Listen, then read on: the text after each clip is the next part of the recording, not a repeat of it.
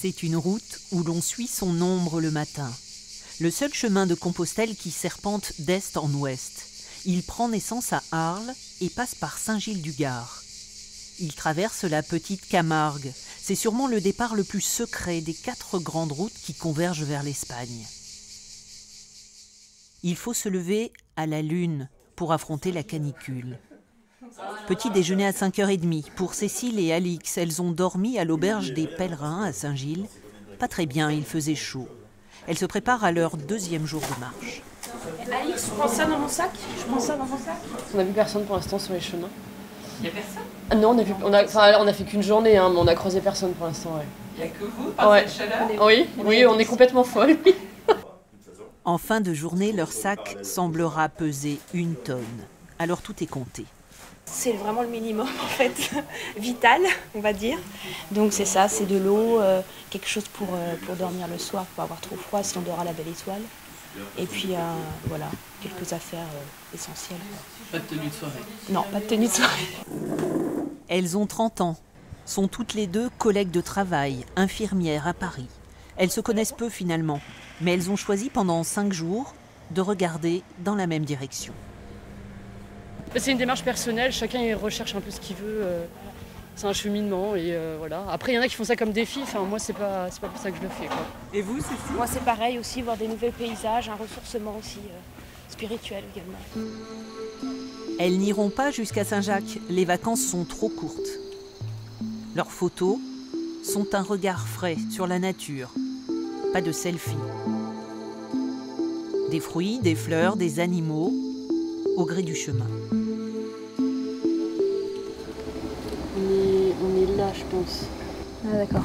Là on longe le canal Ouais, mais après on va d'irrigation et après Après on bifurque là jusqu'à D'accord.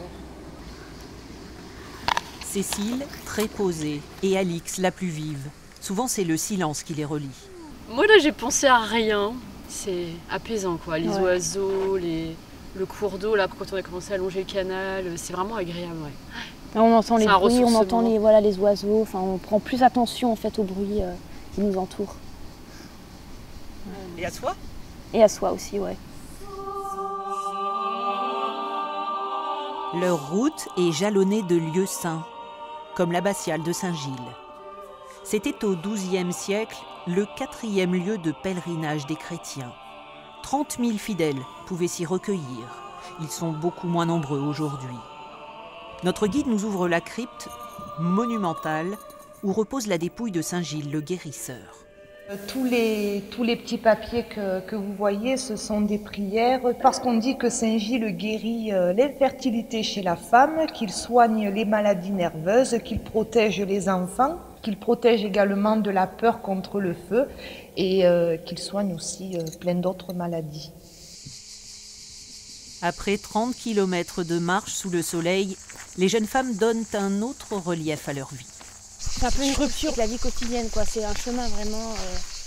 On dépasse les limites. Voilà, c'est ça. Mais en même temps, ça pourrait être n'importe quel chemin, non? Bah, il y a quand même un sens, quoi. Donc on va vraiment vers ça. Les chemins de Saint-Jacques-de-Compostelle. Ouais, voilà. Alors, bon. Emprunter les chemins de Saint-Jacques est une démarche spirituelle, culturelle. Et pour elle, la recherche de rencontres. Pour ça, c'est fermé. C'est ça.